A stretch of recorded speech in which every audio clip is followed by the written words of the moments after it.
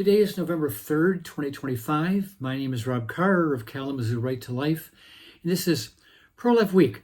Well, today's little news stories that I'm going to share is going to be like a gut punch.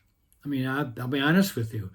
Looking at these news stories, it just reminds me once again the great chasm that divides our nation. You know, the pro-life, pro-family wing of our citizenry and the pro-death wing of the other half of our country, it seems. You know, it's not just Republicans and Democrats, but there's a real divide in our country favoring whether it's pro-life policies or reproductive rights policies or initiatives and legislation. And these stories I'm going to give today is just a little snapshot of what we are facing in America over the health issues. So let me get started. And I do apologize if this is going to be somewhat of a downer, disappointing feature here on Pro-Life Week, but we need to know what the other side is doing so we can find ways to combat it, to oppose it. Okay, first story, and actually these are all coming from lifenews.com, the website, Pro-Life website. The Illinois State Senate passed a bill legalizing physician-assisted suicide in a surprise early morning vote Friday. Okay, today is Monday, so just 3 days ago, Friday, amending an unrelated measure on food sanitation to include a controversial provision, according to a statement from an advocacy group opposing the legislation. The House bill passed SB 1950 in the spring. So the bill now goes to Governor Pritzker, who is I think we all are familiar now, he's a flaming pro-abortion liberal. I mean, one of the most pro-abortion and progressive governors in the country. The Patients' Rights Action Fund said the Senate approved SB 1950 by a 30 to 27 margin, with 2 lawmakers not voting. The group, and this is a pro-life group. They're opposed to physician-assisted suicide.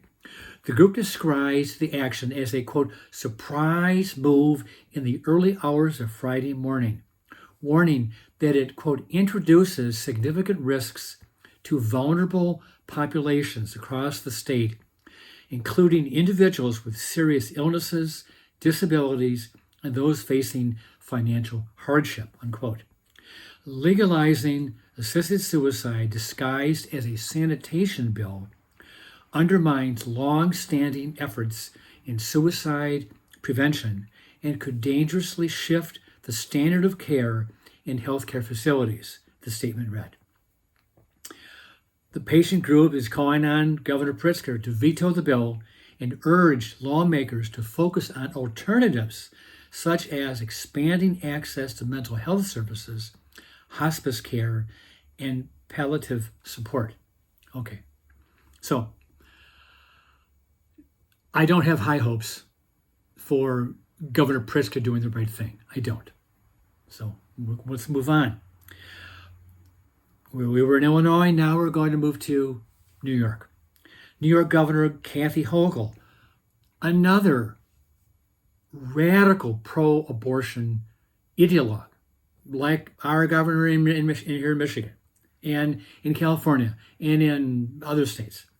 So New York Governor Kathy Hochul announced Friday that the state will redirect more than $35 million in taxpayer funds to the Planned Parenthood abortion business to offset federal Medicaid cuts, a move pro-life advocates decried as a blatant subsidy for the nation's largest abortion company. at the expense of vulnerable women and unborn children. The funding allocated across 5 Planned Parenthood affiliates operating 47 clinics statewide in New York State aims to sustain the abortion giant, and after defending under the bill Congress passed this past year.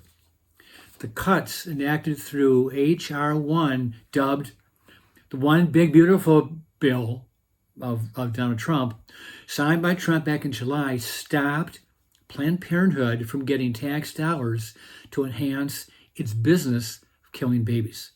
Hochul, a Democrat, framed the state intervention as a defense of reproductive rights, stating, quote, Washington Republicans have shown time and time again that they'll stop at nothing to undermine women's health care and restrict access to reproductive rights.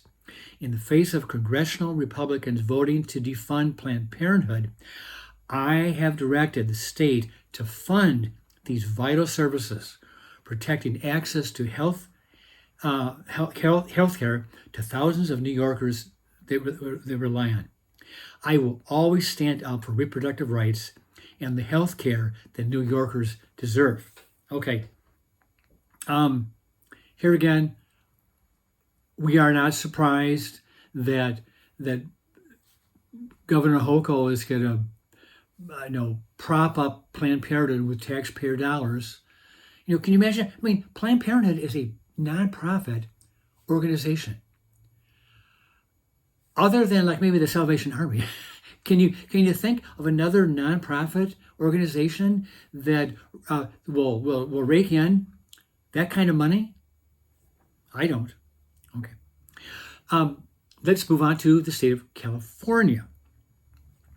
The California has hundreds, I think, of abortion clinics.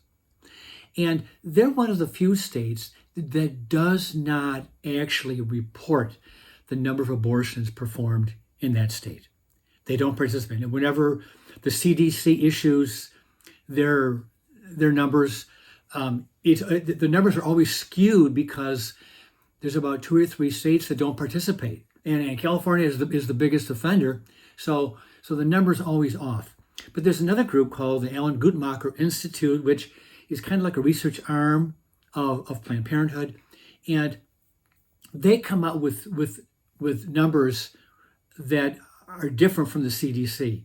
So let's look at some recent Guttmacher Institute numbers for California abortion statistics. According to them, in 2024, there were 183,720 abortions performed in California, of which 180,000 were performed on California residents and about 2,700 performed on non-residents. So here in Michigan, we were down to about, I think, 26,000 abortions per year before Proposal 3. And then after that, the number jumped up, and people were coming in from other states like Indiana that had banned abortion. And so Michigan had a huge spike. And I think we're now up to like 35,000 abortions yearly in Michigan because of the new Prop 3, Reproductive Freedom for All legislation that nullified or gutted all of our pro-life laws. So Michigan has 35,000, California 183,000 abortions. Of that number, about 71% are drug-induced. So they're chemical abortions with mifepristone and the 2-drug regimen.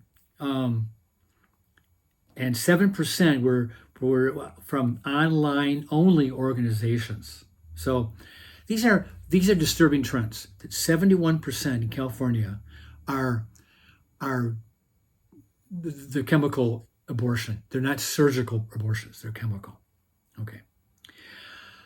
In a related story, 7 Democratic states have pledged tens of millions of dollars in taxpayer funds to prop up Planned Parenthood amid federal defunding under Congress and President Trump.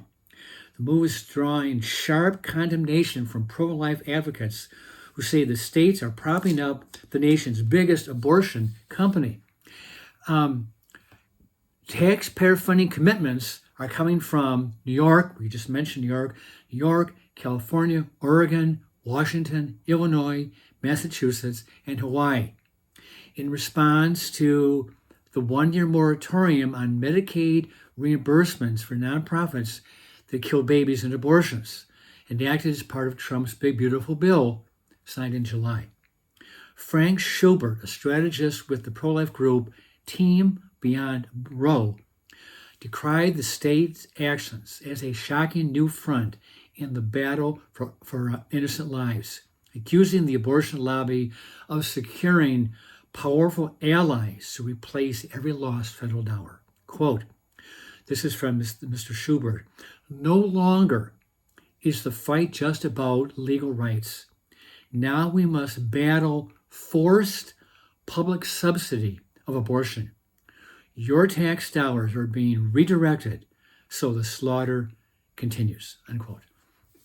And I guess I'll end today's program with those sobering news stories.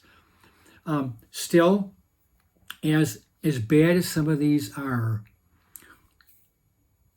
there is still a move in our country, whether you want to call it a religious revival or what, but God is moving in America. And I just saw a video yesterday from YouTube. I don't really know how old it was, but it was talking about the growth of evangelical churches in France. I mean, France is a very, very secular state. Yeah, and like Notre Dame Cathedral, you'd think after that fire, you'd think that the Archdiocese of Paris has jurisdiction over that cathedral. I don't think it does.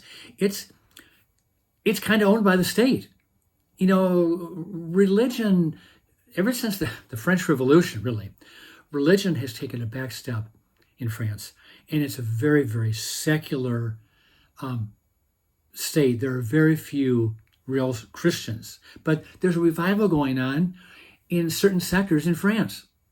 So if that's happening in France, it's happening in America. And whether it's on college campuses or in high schools or in churches all over the country, people are rediscovering their Christian roots, and they're coming back to church. And I do believe that there is a move afoot by the Holy Spirit to change people's hearts and minds in the direction of being pro-life. And last week I was talking about that the Roe effect, about conservative Christians or pro-life individuals are getting married and having more babies than the pro-abortion people who are liberal, who are either not getting married, delaying getting married, and then not having any children or having one child and that's it, or if they're going to delay marriage beyond the childbearing years. So the Roe effect is that over time, there's going to be a shift in the thinking, the prism that people we're looking at in our worldview, that more conservatives are having children and more pro-abortion people are having fewer or none. And over the long haul, that may change the demographics in America regarding the life issues. Well, with that, I'll let you go. I'll see you next time.